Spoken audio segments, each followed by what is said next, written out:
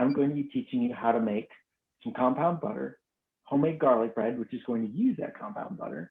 And then we're going to learn while that bread is baking how to make a really delicious appetizer you can whip up in just minutes using dates, goat cheese, and pistachios. We're going to be prepping it in such a way where it works for garlic bread. But you could do this in such a way where it's a sweet spread. You could do this for your chicken, and maybe you like a specific herb blend for your chicken, and you make that up sometime, and you just store that in the fridge or the freezer, and you've always got this butter available. You might have a version you really like for steaks, and you just prep that beforehand, and you have your own specific blend for butter that you use for your steaks. Without further ado, I want to make sure our ovens are already preheating. We want them at 350 Fahrenheit, which is, for those of you using the metric system, that's 176 degrees Celsius, about 175. Don't feel like typing 176.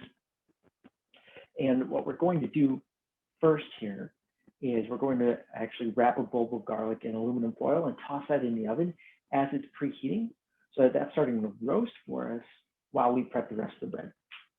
So I just got a big sheet of aluminum foil here, and you take the whole bulb of garlic. Actually, one thing we have to do, we're going to take our chef's knife. We're just going to trim a little bit off the top of this bulb. So we just want to expose the garlic. It's a little old. You can see some shoots, but that's okay. It still tastes good. We want to expose the tops of those cloves. Just set your bulb of garlic in the middle of the sheet of aluminum foil. And we're just going to pick it up, seal the whole thing. That bulb of garlic's on the bottom there. Nothing too fancy, just make sure it's closed off and there aren't any tears in the bottom.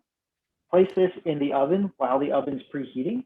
Just set it on the side of one of the oven racks so that this is going to roast as we prep the rest of our garlic bread. So what we're going to do next is we're going to start taking all of our ingredients, so like room temperature butter, and we're going to just mix it up into our compound butter. Compound butter sounds, I'll bring my head down here so you can see me. Compound butter sounds much fancier than it really is. It's a butter mixed with other ingredients. That's it. So this is plain unsweetened butter, and I'm going to add garlic powder, salt, thyme, a little bit of basil, and some fresh garlic to this. And now all of a sudden it is a garlic butter that we can use for flavoring our garlic bread. To that butter, we need to add our garlic, some salt, some thyme, and whatever else we've got that we feel like adding. So I'm going to dice up some of the garlic here. And if you haven't joined us while we're doing garlic before, prepping cloves of garlic is actually pretty easy. What you want to do is smash it first so that it breaks the skin. Sometimes it'll tougher than others. And the more you smash it, the less chopping you have to do later. Smashing it breaks open the skin. It's a lot easier to peel the skin right off. All we got to do is trim the root off of this garlic. And what's really nice about doing, say, a compound butter is you get to decide how much of any of these ingredients you want. So like, I really like my garlic bread as being super garlicky. So that's why I like to do fresh garlic and powdered garlic. Because garlic powder actually has a stronger flavor profile than fresh garlic, partially because of the granule sizes. We're just going to use our claw method. So pinch grip on the knife, right? And then with the garlic, you want to use your claw with your non-dominant hand, like this. And then you use the knuckle to guide the thickness. So we're going to start with fairly thin slices. And then we're going to do quick rock chop to make those a little bit smaller. And so you'll see I've gotten to a pretty small part of the garlic and it's a little hard for me to hold on to it. At that point, flip it up so that you've got a nice, really stable flat side on the cutting board, and then keep slicing from there. And anytime it feels unstable, just turn it until you get a nice flat side. So rock chopping is a really easy way for us to turn these slices into a mince. So rock chop takes two hands. We want our right hand holding onto the blade, so our dominant hand doing that pinch grip. And then our other hand is going to be on top of the blade at the other end. We're using this part of the palm, the really fleshy, soft part. What we do is we use that to pivot the blade. So the blade comes up and down, so we're kind of rocking back and forth. I am a really big fan of bench scrapers.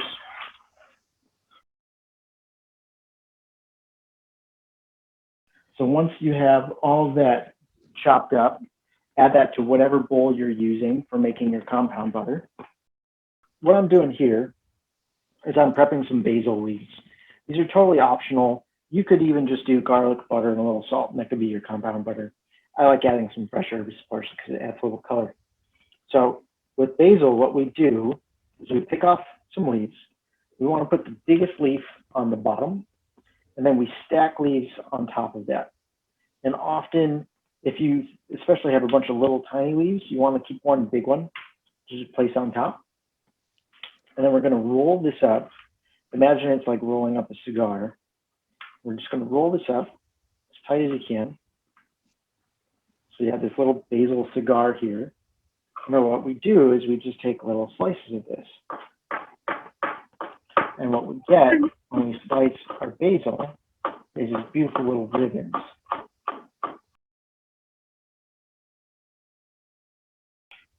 Where powdered dry garlic actually has more flavor than standard fresh garlic. So you can see the way we cut this basil gave us these beautiful little ribbons.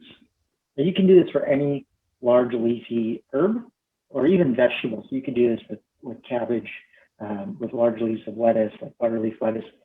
And that's chipping up. And they're pretty long ribbons, so I'm just going to do a quick rock chop to break it up a little bit. That's it. I didn't have to go any further than that. I'm adding this to the rest of our ingredients. So you want to add, I'm using a bunch of herbs tonight. I'm going to be adding some thyme.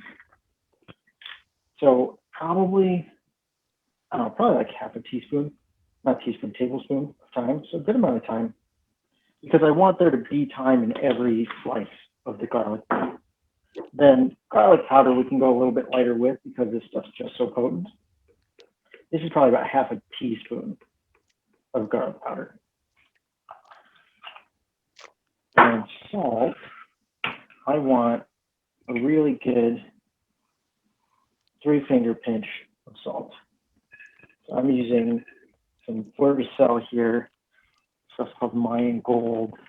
It's got these big, beautiful crystals, a really nice moisture content to it. So this is going to actually hold up fairly well. I measure it by finger pinch size. So this is probably about a little less than half of a tablespoon. And then we're going to mix it up and then see what it tastes like. And if there isn't enough, we can add more. And if there's way too much salt, then we can adjust from there. We can either add more butter to kind of thin out the mix, or we can recognize that this is going to be getting added to another food that's not very salty, but in this case, bread. And so we won't really be in bad shape. So these are all my ingredients added in here. We've got the butter, the basil, the salt, the thyme, the garlic powder, and the fresh garlic. And then if you're just doing this at home, you don't have a stand mixer or an electric hand mixer, just take a fork. I had one here a second ago. Take a fork and just use the tines to just smash it and stir it up until it's pretty homogenous. It's an even mix. Let it run.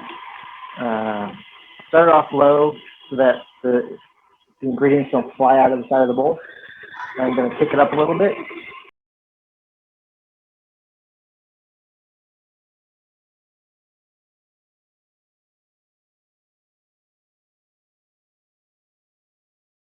Our compound butter comes on a little ramekin here. Okay, so next we are going to prep the bread. So this is probably the part of this technique that you likely have never seen before. What you often see people do is they just chop up a bunch of slices, they season those slices, they place them on a pan in the oven, they rotate them part of the way through, all this extra stuff. They make it way more complicated than it needs to be. What we're going to do is we're going to do little slices over and over again into the bread that go most of the way through, but not all of the way through. So that by the end of slicing through this bread, we've got this piece of bread that's actually really flexible. And it looks like those little wooden snake toys you may have grown up with. So I'll show you what that looks like here. And I got a couple of these little baguettes. You can have a full-size baguette. You can even have a loaf that's the size of two of these things together, and it's totally fine. It's the same exact process. We just want to slice most of the way through and just avoid slicing all of the way through. And if you accidentally slice all the way through, it's not the end of the world.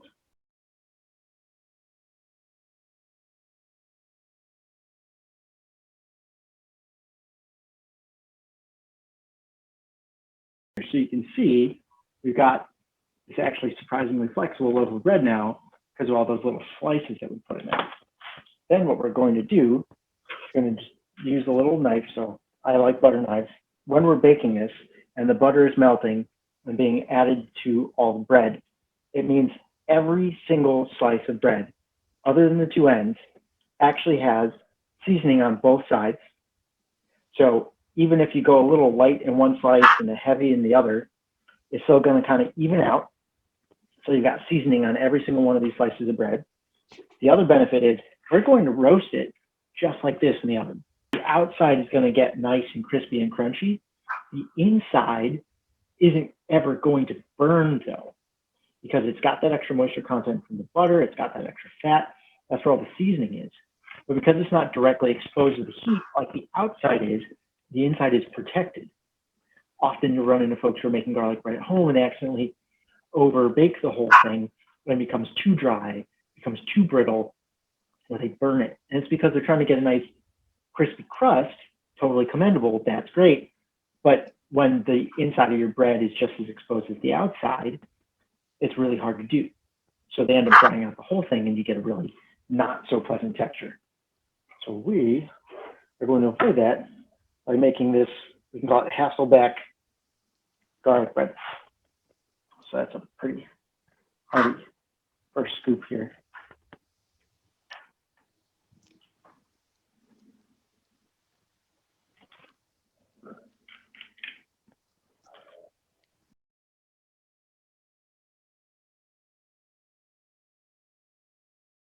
I'm going to wrap this aluminum foil and then I'm going to cut the second loaf as well.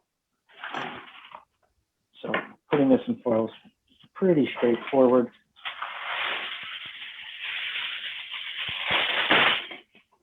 You want to avoid there being any holes in the bottom of your foil. Otherwise, there's a chance of some butter leaking out potentially and cooling on the bottom of your oven. But other than that, this isn't too crazy. So I prep in foil, I roll the top over a few times so I get a good feel on there, and crimp up and roll up the ends. So you can trap that moisture content. It also helps keep this from burning on us. Set that to the side while I prepare the next loaf. So again, I'm just going to slice slices on here that are most of the way through, but not quite all the way.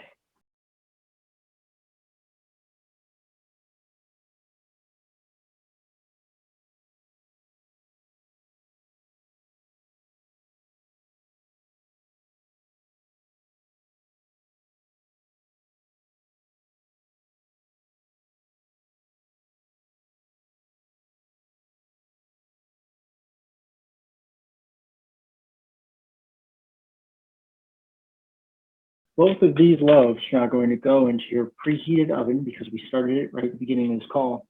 Preheated 350 degrees Fahrenheit or 176-ish Celsius oven. They're going to go in there for 30 minutes. And just put this bread right on the rack. Our next recipe here is going to be the dates, goat cheese, and pistachios. And this is, it's almost like I shouldn't even call it a recipe because of just how easy this is, but it's so damn good. It's an easy open does. All right, just gonna open goat cheese real quick. So we've got that ready. Set that off to the side. So in this instance, ideally we're going to use a paring knife. The prep these dates. If you don't have one, that's fine. Use your chef's knife and be very careful. And what we're going to do is actually, before we dive into the what, I want to talk about the ingredients. So in the ingredients list, I specifically call out dates with the pits still in them. And the reason is because you might be able to see from this how big this date is and how kind of juicy and fresh it is. When you buy dates that still have the pits in them, they usually are more flavorful and they have a better moisture content. They aren't totally dried out. And if you don't believe me, go to the grocery store, buy 2 different sets of dates. Buy dates that still have the pit in them, and buy a set of dates that were pitted, meaning they took the pit out already. Compare them side by side. Often the pitted dates will be a little bit smaller, partially because maybe those dates weren't quite as good. They didn't look as attractive, so they decided to pit them. Also, they lost more moisture because they lost that pit, which helps the whole thing retain some of this moisture. And when you eat the 2 side by side, you're going to find that you like the ones with the pit still in them significantly more. So all we have to do, we're going to split these open, remove that pit, then use the cavity that was there from the pit, put some goat cheese in there. Then we're going to top it with pistachio, sprinkle a little salt on top. That's it. It's super easy. So you can definitely use a big chef's knife for this. I like a little paring knife, so I have a little more control. Have a trim bowl nearby so you can get rid of the pits because we don't need those. And then just slice each of those in half.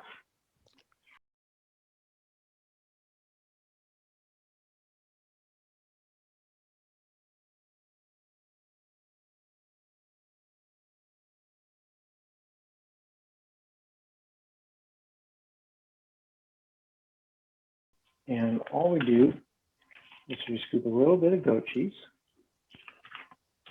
into the cavity of each of these. And you don't have to be super fancy. You can just scoop it and flatten out a little bit. You can make it really chunky. The appearance isn't too crazy on here.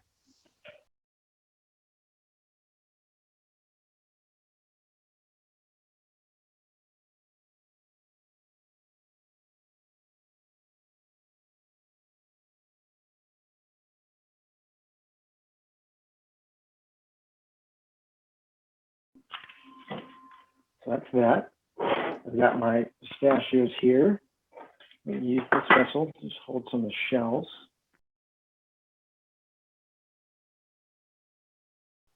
Take your date, a little pistachio on top. If it's a really big date, try putting 2 on top.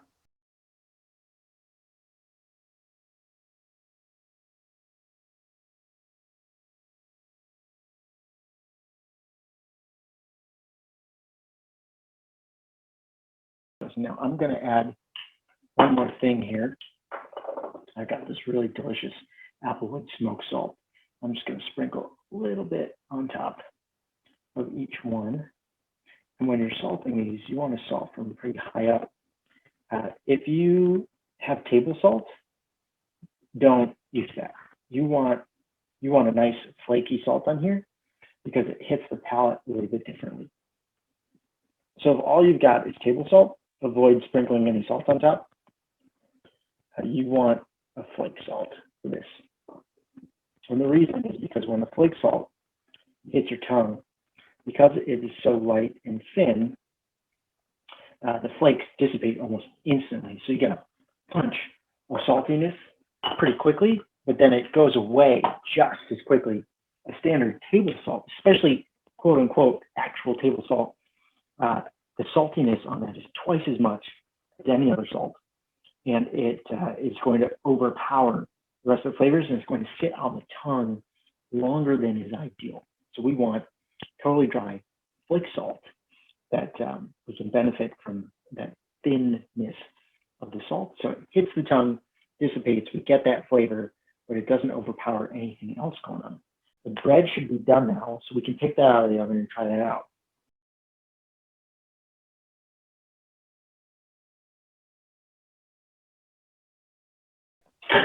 Now be careful of the bulb of garlic, because this guy's gonna be pretty hot still.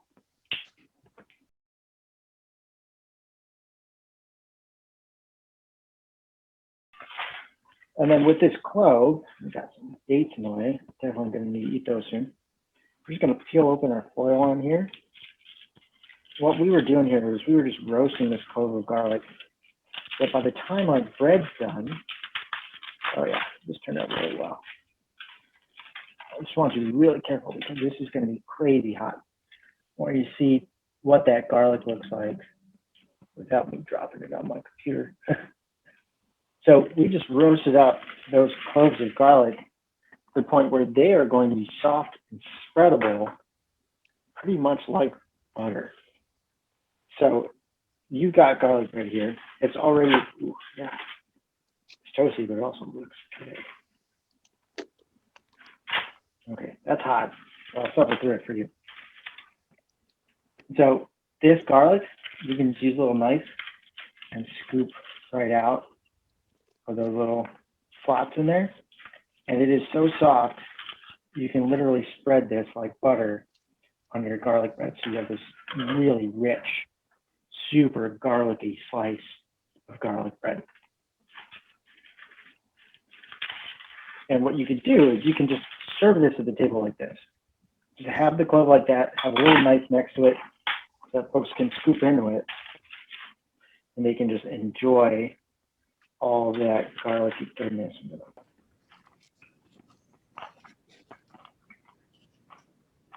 If you have a little extra left that you're finding you can't like scoop out, what you can do is just turn it sideways and use like a bench scraper or the flat side of a knife. You just squeeze it flat and it'll end up pushing out all the extra garlic as well.